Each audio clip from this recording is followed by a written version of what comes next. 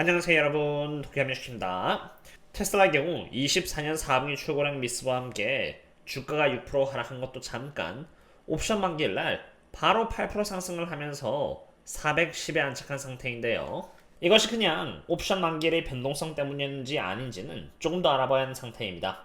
왜냐하면 1월 3일 밤 제가 멤버십 분들 상으로 이렇게 옵션 포지션을 공유드렸을 때 당시 1월 3일 옵션 만기를 기준으로 이미 400달러의 위치에 이렇게 콜옵션이 잡혀있던 상태였고요. 추가로 1월 10일 옵션 만기를 기준으로는 400달러에 정말 많은 콜옵션이 이미 포지션을 잡고 있었던 상태였기 때문입니다. 이제 여기서 주가가 더 올라갈지 말지는 1월 10일 옵션 만기일 포지션을 기준으로 세력들이 어디 쪽에 더 힘을 주었냐인데요. 제가 주말에 저희 멤버십 분들께 공유드렸던 옵션 포지션 상태를 보시면은 여기 400달러에 1540여 개의 옵션 포지션이 잡혀있는 상태로 이 정도 더 늘었고요. 그와 동시에 430의 위치에 옵션 포지션이 많이 늘어난 상태로 상당히 많은 세력들이 포지션을 늘렸다는 것을 볼 수 있습니다. 아직 업데이트가 되진 않았습니다만 장이 시작하기에 앞서서 옵션 세력들은 추가로 포지션을 늘리기도 하고 줄이기도 하는 등 변동을 줄 때가 있는데요. 오늘 밤에 멤버십 분들 상으로 제가 업데이트를 드리겠습니다만 만약 400달러의 포지션이 늘어난다면은 주가는 400달러 쪽으로 하방음력을 받을 가능성이 높아지는 것이고요. 반대로 430쪽의 콜옵션이 이렇게 더 늘어난다면은 상승할 가능성이 높아지는 만큼 매일 그랬던 것처럼 제가 오늘 밤 예주시에서 바라본 뒤에 여기 테슬라 미드나잇 업데이트를 통해서 또 공유를 드리도록 하겠습니다.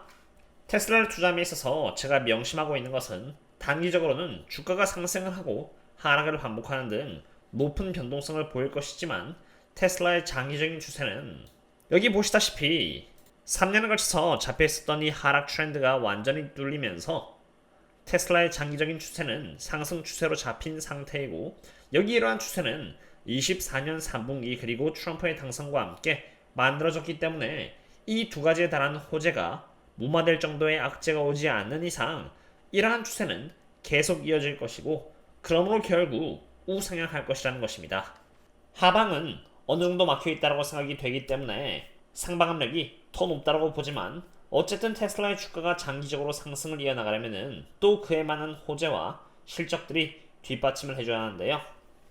그런 의미에서 테슬라의 4분기 출고량도 출고량이지만 점점 비중이 커져가고 있는 에너지 쪽 또한 보고자 합니다. 우선 에너지 쪽에서는 훌륭한 실적이 이어지고 있는데요. 그도 그럴 것이 이번에 에너지 제너레이션 앤 스토리지 쪽에서 24년 기준 31.4기가와트 per hour를 기록하면서 23년 대비해서 무려 113%의 성장률을 보여준 것입니다. 사실 이미 23년에는 22년 대비해서 126%의 성장률을 보여주었기 때문에 2년 연속으로 100% 넘는 성장률을 보여주고 있다는 부분은 무시할 수가 없는 부분이라고 생각이 됩니다. 방금 본 자료들은 기가와트 per hour의 단위였고요. 결국 중요한 것은 어느 정도의 수익을 본질적으로 볼 것이냐는 부분인데요. 24년 2분기까지 99%의 성장률을 지난해 동분기 대비 보여주었고요.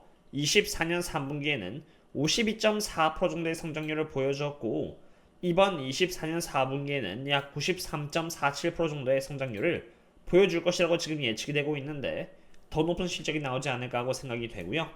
23년 에너지 용량 기준으로는 126%의 성장률을 보여주었을 때 매출액 성장률 기준으로는 54%의 성장률을 보여주었기 때문에 113%의 성장률을 보여준 24년으로는 그래도 최소 50%대의 훌륭한 성장률을 보여주지 않을까 생각이 됩니다. 지금은 에너지 쪽의 실적이 테슬라 어닝 per share의 10% 정도밖에 차지하고 있지 않습니다만 만약 이런 추세로 이렇게 꾸준히 가게 된다면은 충분히 어닝 per share에서 25%라는 든든한 비중을 차지할 것이라고 생각이 되고요. 이러한 자료들 또한 제가 저희 멤버십 분들 상으로는 최소 한 달에 한 번씩은 계속 주기적으로 업데이트를 드리고 있고 이것보다 더 많은 자료들을 공유드리고 있으니 참고가 되셨으면 합니다. 제가 장기적으로 테슬라가 좋을 것이라고 생각하는 이유는 에너지 쪽도 있지만 그래도 본질적으로 메인 사업인 자동차 쪽인데요. 24년 4분기 출고량은 이번에 49만 5,570대를 기록하면서 지난해 동기 대비해서는 2.3%의 성장률을 보여주었지만 보시는 것처럼 전체인 23년 대비해서는 못한 실적을 보여주면서 1.1%의 역성장을 하는 모습을 보여줬는데요. 사실 그럴 수밖에 없었던 이유는 보시는 것처럼 24년 1분기와 24년 2분기는 성장률에 있어서 이렇게 최악의 분기였음을 볼 수 있었던 만큼 24년이 23년 대비해서 역성장에도 전혀 이상할 건 없었던 것입니다. 중요한 것은 이러한 추세가 앞으로도 계속 이어질 것이냐라는 전망인데, 다행히도 25년의 경우는 테슬라에 있어서는 턴어라운드의 해가 될 것으로 예측이 되고 있는 상태로 25년 1분기에 어닝 퍼시아의 성장률은 이렇게 55%의 성장률이고 매출액은 22%, 그리고 마진율은 무려 9.65% 반등할 것으로 예측이 되고요. 이러한 흐름은 25년 2분까지도 계속 이어질 전망임을 볼 수가 있습니다. 물론 그 이후인 26년과 27년의 성장률 또한 매우 중요시 봐야 하는데, 그 부분은 제가 1월 달에 조만간 12월 16일 날 했던 것처럼 전체적인 업데이트를 할 때 멤버십분들 상으로만 장기적인 실적 전망은 또 공유드리도록 하겠습니다. 바로 이러한 이유에서 저는 테슬라를 상으로는 바이 앤 홀드의 전략을 구사하고 있습니다. 바이 앤 홀드에서 중요한 것은 꾸준히 테슬라의 수량을 홀드하면서 투자를 하되 어떤 순간을 바이의 순간으로 삼냐라는 것인데요.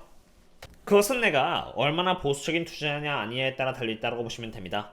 만약 제가 저희 멤버십분들께 공유드렸던 것처럼 4월 29일, 10월 25일, 11월 4일, 그리고 11월 29일 테슬라가 저평가 혹은 적정주가 했을 때 추매를 했다라면은 얼마든지 보수적으로 기준을 잡아서 대응을 할 수 있습니다. 그럼 이 대목에서 보수적이냐 아니냐의 기준은 무엇이냐라고 물어볼 수 있기 때문에 제가 직관적인 예시를 보여드리고자 하는데요.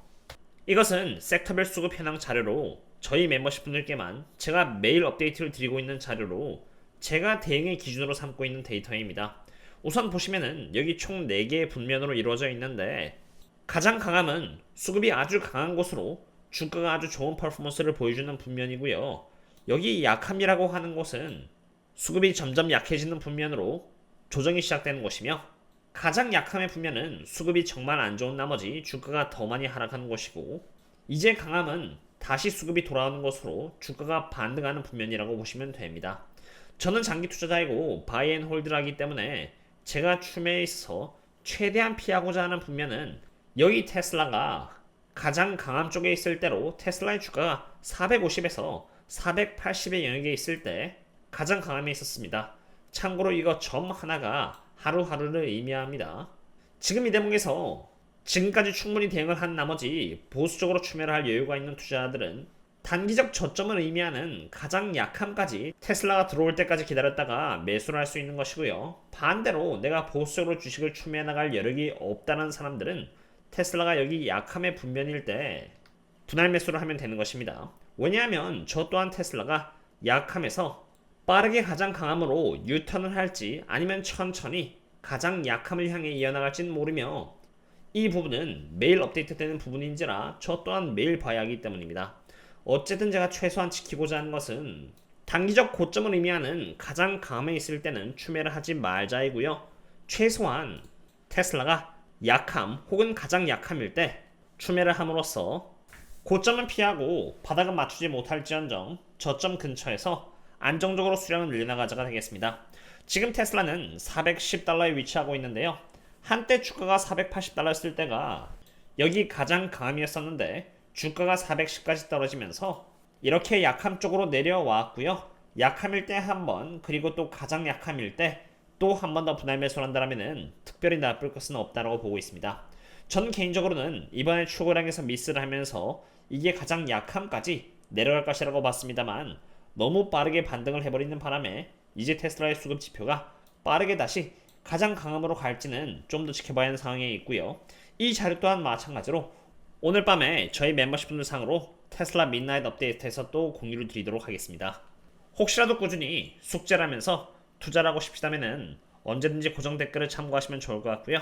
오늘은 여기까지입니다. 그럼 다음에 또 만나요. See you later.